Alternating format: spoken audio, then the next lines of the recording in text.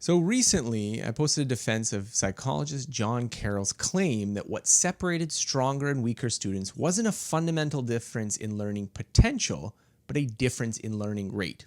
Some people learn faster and others more slowly, but provided the right environment, anyone can learn anything. Now, in arguing that, I primarily wanted to argue against the common belief that talent sets hard limits on the skill and knowledge you can eventually develop. Not everyone could become a doctor, physicist, or artist, the reasoning goes, as some people will just hit a wall on how much they can learn. However, in arguing that the primary difference between students was learning rate, I might have also committed an error. A recent paper I encountered suggests that the rate of learning among students doesn't actually differ all that much. Instead, what differs mostly between students is their prior knowledge, an astonishing regularity. The paper, An Astonishing Regularity in Student Learning Rates, was authored by Kenneth Codinger and colleagues. Together, they observed over 6,000 students engaged in 12 different online courses in math, science, and language learning, ranging from elementary students to college students. By delivering the material through online courses, the authors could carefully track which lessons, quizzes, and tests the students actually took. The authors then decomposed what the students were learning into knowledge components and created a model that broke down the various factors that were responsible for learning them. The model breaks down what students learn into prior knowledge, which is inferred from performance on test items before instruction begins, and a measure of new learning. So the actual details in the model are a little technical, so if you're interested, I suggest reading the full paper.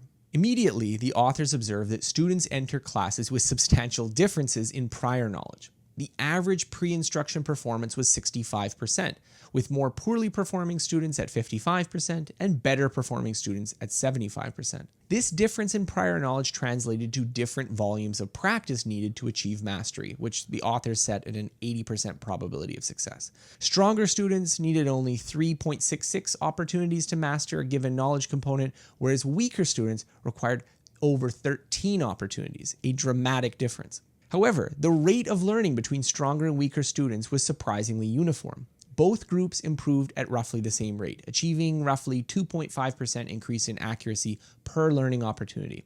It was simply that the better students started off with more knowledge, so they didn't have as far to go to reach mastery. The authors did find a slight divergence in learning rates, but this was dwarfed by the prior knowledge impact. According to their model, students required an average of 7 practice exposures per knowledge element to achieve mastery.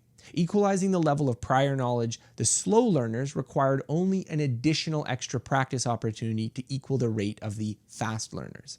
If all learners are equally fast, why do some have so much more knowledge? Now, this result surprised me, but it wasn't the first time I'd encountered this claim. Graham Nuthall made a similar observation in his extensive research of New Zealand classrooms, finding that students required roughly 5 opportunities to learn a given piece of knowledge, and the rate didn't vary much between students, although the prior knowledge that they had did. Still, it raises an obvious question. If learning rates are equal, why do some students enter classes with so much more prior knowledge? So here's some possibilities. First, the students might have backgrounds outside of school that expose them to greater knowledge.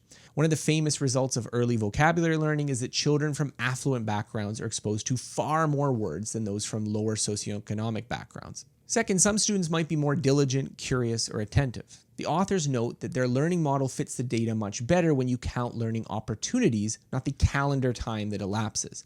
Thus, if a student gets far more learning opportunities within the same class, by paying attention to lectures, doing more homework, etc., than a classmate, then both will have dramatically different overall learning rates, even if the learning rate per opportunity is pretty uniform. Finally, perhaps learning rate is uniform only in high-quality learning environments.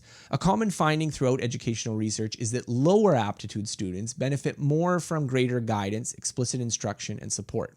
It might be the case that learning rates diverge for less learner-friendly environments where the information isn't broken down as much as those studied by Codinger.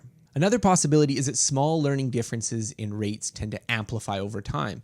So those who learn faster or are given more favorable early learning environments might seek out more learning and practice opportunities, resulting in bigger differences in eventual knowledge accumulated. In reading research, Keith Stanovich was one of the first to propose this Matthew effect for reading ability. Those with a little bit of extra ability in reading find it easier and more enjoyable to read, they get more practice, and then further entrench their reading ability advantage. Still, a countervailing piece of evidence to this view is the fact that the heritability of academic ability tends to increase as we get older. teenagers' genes are more predictive of their intelligence than it is for younger children. That kind of pattern doesn't really make sense if we believe that large gaps in academic ability are simply positive feedback loops. That would suggest that those who, through random factors, were above their predicted potential, they continue to entrench their advantage rather than regress back to the mean. So those remaining questions aside, I found Codinger's paper fascinating, not only for providing a provocative hypothesis regarding learning, but for the effort to systematically model the knowledge components involved, thus potentially offering a finer-grained analysis than many experiments which only require a few gross tests.